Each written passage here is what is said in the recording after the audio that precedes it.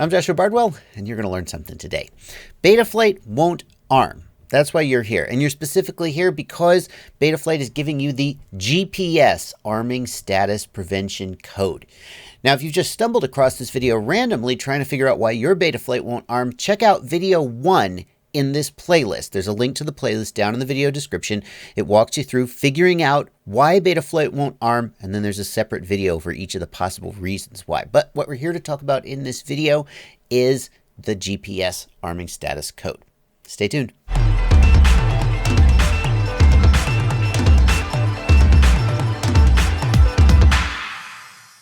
Here's what the GPS arming status code means. You have enabled GPS. And since you've enabled GPS, Betaflight assumes that you want it to work. And if it doesn't work, in other words, if you don't have enough GPS satellites locked in, Betaflight will refuse to let you take off.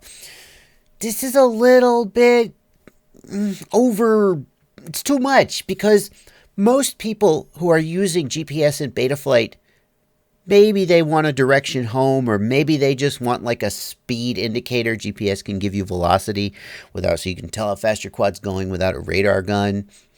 But Betaflight has very, very rudimentary return to home functionality. It didn't used to have return to home at all.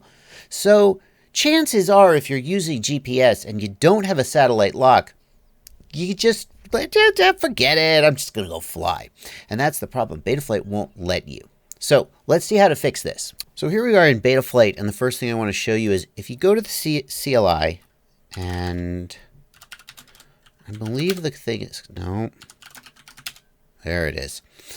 What you want to do is change the GPS rescue minsats parameter. And what you're going to do is you're just going to type set GPS rescue minsats equals 0. And what that'll let you do is it'll let you take off with 0 satellites locked. So it's now up to you to check and see if you have enough satellites locked before you go flying. Because if you try to activate GPS rescue mode with no satellites locked, well, I don't actually know what will happen, but it probably won't be that your quadcopter will fly back home to you.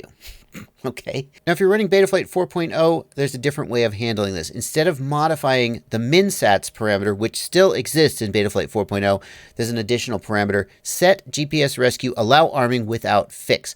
And if you set this to on, then you can take off without the required number of minimum sats, and GPS rescue will simply be disabled during the flight. So if you're using Betaflight 4.0, use this parameter. If you're using Betaflight 3.5.7 or earlier, use the GPS rescue minsats.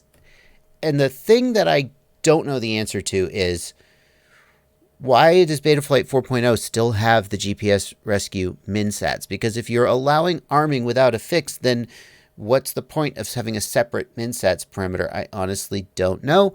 But anyway, that's the takeaway. So how do you know how many satellites you've got locked? Here's how to do that. Here in the Betaflight OSD tab, the number of GPS sats is an option you can turn on. And if you fly with GPS, you really need to know this number.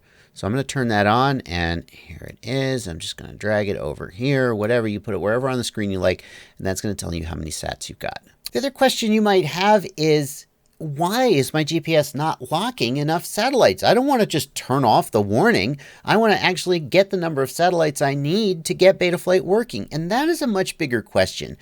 Your GPS needs to have a clear view of the sky, but I've had a quadcopter with the GPS mounted on the arm, which is not like, it's not up on a pole, or some people like to mount it on top of their battery or on top of their GoPro, which that gives it a much sort of clearer view of the sky. Down on the arm of the quad, it's shielded by the body of the quad a little bit. There's some carbon fiber right around it.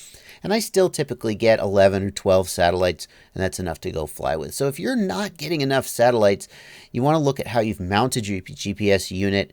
And, well, honestly, maybe it's time to think about a different GPS unit. Maybe it's just damaged. Don't mount it upside down like I did one time.